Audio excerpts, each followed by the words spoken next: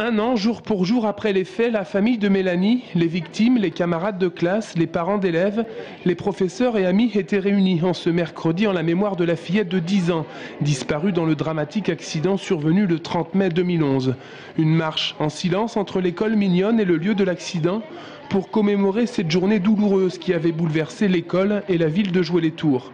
Un an après, le père de Mélanie souhaite savoir ce qui s'est réellement passé ce jour-là, mais depuis, la peine est restée vive.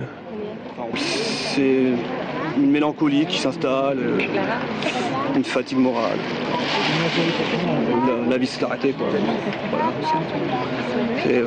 Voilà. La vive douleur est partie, mais maintenant c'est lancinant. C'est très dur.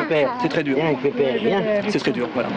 Un an après les faits, l'information judiciaire est toujours en cours. Une expertise technique sur le fourgon a révélé à l'époque une crevaison lente sur l'un des pneus de la camionnette, ainsi que la probable présence d'une nappe de gasoil sur la chaussée. L'enquête soulève également que le gendarme conducteur était sous l'influence de médicaments, et notamment d'anxiolytiques.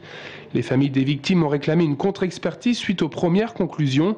Le rapport de cette seconde enquête doit être mis au jour d'ici 2 à 3 semaines, selon le procureur Philippe Varin. Cet après-midi, des roses blanches, des dessins, des mots d'amitié ont été déposés au bord de la route où il y a un an, la fillette a perdu la vie. Pendant de longues minutes, nombreux sont restés aux côtés des parents de Mélanie pour lui rendre un hommage en toute simplicité, mais plein d'émotions.